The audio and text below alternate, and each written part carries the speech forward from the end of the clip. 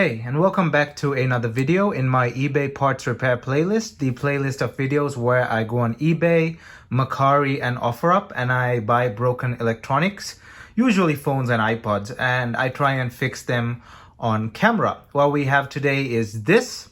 This is an LG Optimus 2X. This is the world's first dual-core smartphone, and this is the international version. This is not the American version of the Optimus 2X. It had a different name. I forgot what it was called. I think there was a different version for this. If I'm not mistaken, I'll put it up on screen, the US version for the Optimus 2X. But this thing is the international one. I've never featured this on its own on my channel, but you've seen it in a couple of videos in the background. It's a phone I keep forgetting about, but now I thought I will, I thought I'll go to it and fix it. Because I bought this like a year and a half ago. I bought this long time ago when I wasn't doing YouTube videos regularly. Like I used to just buy them for fun. I wasn't covering every single thing I bought in a YouTube video. But now we're going to try and fix this. So this has... I kind of forgot what was wrong with this. Oh, right. So it had the LG, the LG logo comes up and the charging screen comes up and that's it. And it only turns on when it's on a charger. The battery is fully charged from another LG phone. So I know the battery is not the problem. So you get the LG logo, battery logo, and there's nothing you can do for it to boot up. It's just going to do what? It's going to dim the screen and... that's it. It's just going to turn off. It's not doing anything. It's stuck on the charging logo. So what we're going to do is we're going to try and flash this. I'm pretty sure it's a software problem here. Sadly, we're going to have a mess here because the LG flash tool, one of the only known flash tools for the for LG phones, is a steaming pile of crap. It works only in specific conditions. I've got it to work only on Windows 7. It does not run on my Windows 10 computer. And my Windows 7 computer has a few problems with it on its own, so I don't have it to work with today. So I have to use a tool that I've never used before, which is called the LGup tool, or LGup, that's what they call it. But the person who made the LG flash tool, I don't know what the hell he was doing. That tool works only on specific things. Sometimes you have to go and change your C++ files. Sometimes you got to go into the registry. You've got to do so much of things for just a 12 MB flash tool, which is ridiculous. Just a 12 MB flash tool, and you have to go through all of that for it to work, which is bullshit. Okay, there's something super strange going on. When I plug this thing to the computer, I try to put this in recovery mode or download mode. The download mode, usually put it on download mode with the volume up button and you plug the micro USB. Then I tried to do that and it didn't work. It kept on doing that. So I thought the phone was bricked, a hard brick. And the only way to get out of a hard brick on these phones is you got to take it apart. You got to short some wires out and stuff. Too much work. I do not want to do all that. But then I saw this article somewhere. Some guy was like, sometimes you can turn it on with the volume up and volume down button. So I tried that and it actually worked. Well, not turn it on actually. I'm looking at the article again. He's like, I put it on download mode with the volume up and volume down. I tried to do that, but the thing turned on instead. So I tried to put it on download mode the way he said it, volume up and volume down together, and then plug it in.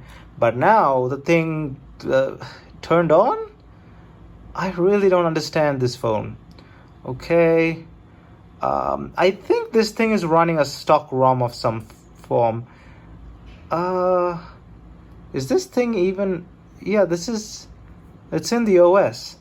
Let me double check and see what's up. I gotta have a closer look at this thing. Hold up. Okay, so now that the thing works, and which is strange because it didn't turn on for about 1.5 years, but now it does. I think I know why. It's because the home button screwed up. If you see, if I lightly click it or even highly like, okay, turned on now, but light clicks don't do anything. So the home button screwed up. It's still running Android 2.2, 2.2.2. That is, damn, I keep forgetting. I'll put it up on screen. But we can update this thing to 4.0 KitKat. Was it 4.4 KitKat? Yeah. I think the last supported on this was 4.4.4. I don't see an update section here anywhere, weirdly. And the Fido thing that I thought was some stupid stock or some stupid custom ROM or some idiot trying to install it and brick the phone. I thought that was the case, but no. Fido is a Canadian telecommunications provider. So this phone was probably originally on the Fido network. So it's running its original firmware. Kind of want to keep it on the original firmware. But I also want to update it to 4.4. I'll blur this part out because the original owners, I think there's some information on this.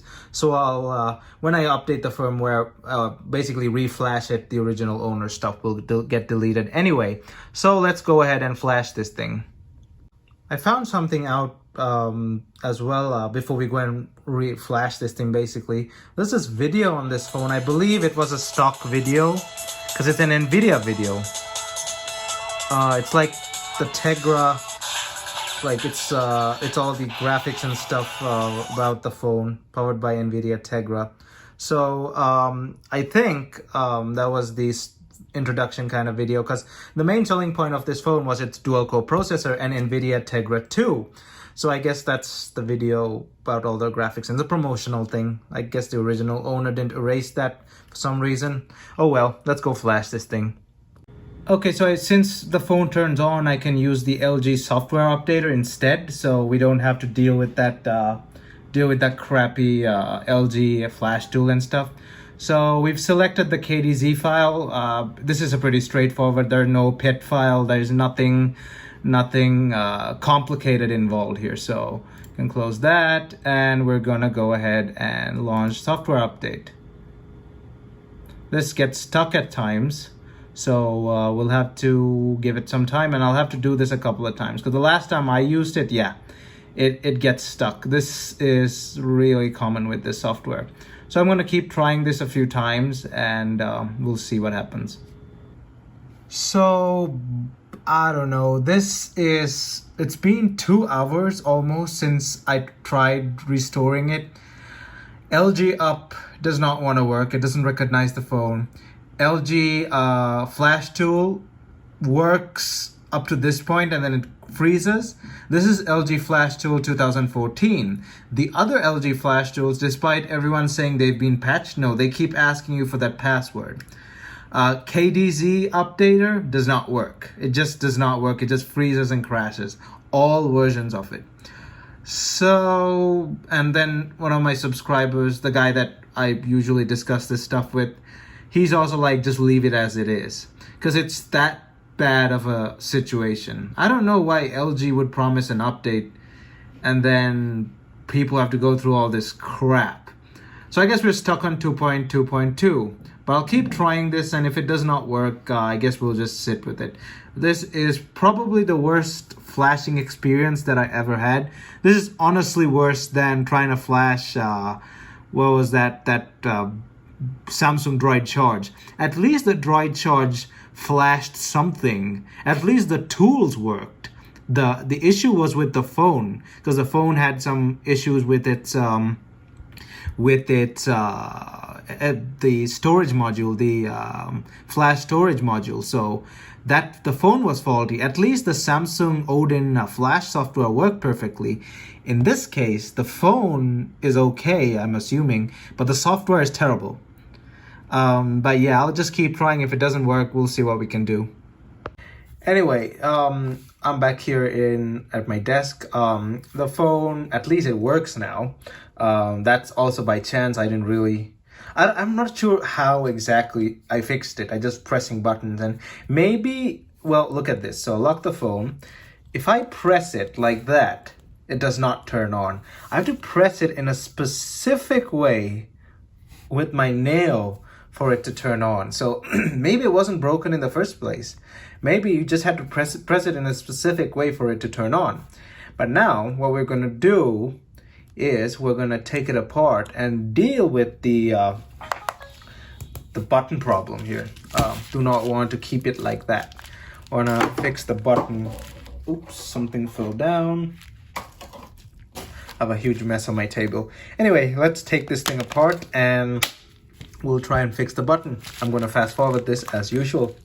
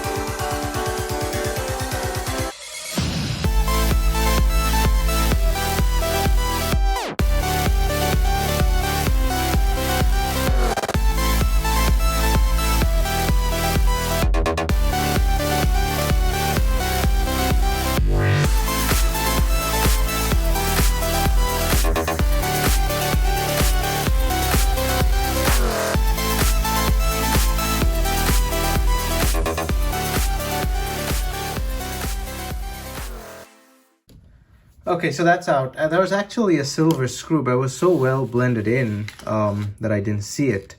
Where did I put the screw now? There was a silver one here somewhere. Oh, there it is. That screw. It was blended in really well. Anyway, now that that's out, turns out the buttons are not a part of the board. They're actually part of these connectors like things. So I have to go under the connectors and take them out separately. The volume buttons, I believe, are these. I'm not sure how I can get them out of there because it's like one whole piece.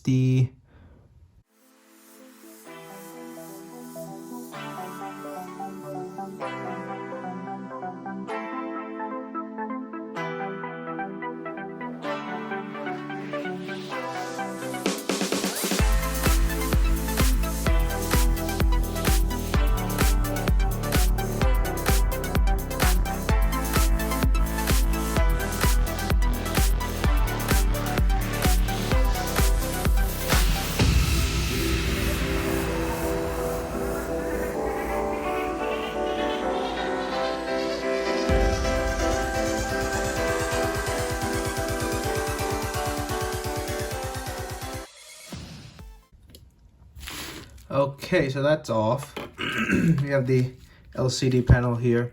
Oh, that's the power button that just fell out. That's good. I guess this is something to do with the LCD, and this is the front camera, I believe, and the power button, so they're together. Try and take this off. The power button, how does it, no, that fell off was one of the volume buttons. So the power button is here. That's just the button itself. Let's move it to that side. That's just the LCD assembly. I shouldn't have taken the camera off. Let me put that back so that we don't mess it up later. Oop, pieces are already falling off. Let me just put the camera back there so it doesn't get messed up. Okay, the camera's fine. So we have the volume button assembly. It's here, and then we got the well, that's the power button. These are the volume buttons. They seem fine when I click them, but we'll have to, well, there's nothing really I can clean in these. They're just I thought they were like the mechanical type, but these are the membrane type. Yeah, there's nothing really I can do about that, but let's take a look at the buttons themselves. Where is that? Well, yeah, they're somewhat worn out. I don't think you can see that. I don't think that shows up on camera, but they are somewhat worn out. So, oops, sorry about that. My camera kind of cut out. So there's nothing really I can do about these, but let me just throw some alcohol on there just in case. There should be something that would come loose with that. But I was hoping they were these mechanical buttons, but no, they're membrane buttons. And it's not the age of the phone either. There used to be phones at that time which had mechanical buttons. Okay, that's that. Let's try and clean. I don't think this is not really going to do much of a difference. They're just, the buttons are just wasted, and the contact pads are also wasted. So yeah, but let's see. Anyway, so next I'm just gonna clean this up and put it apart, which will be fast forwarded.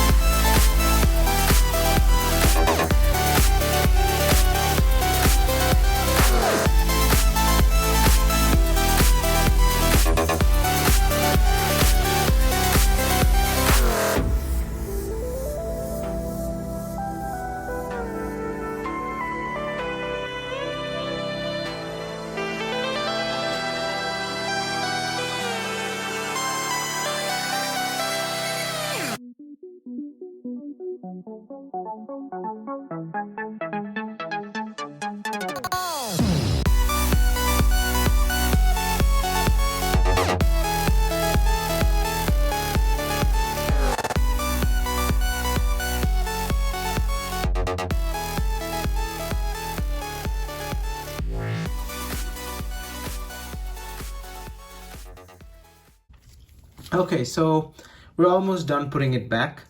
Something I noticed when I was taking this phone apart, there are a lot of unused connectors.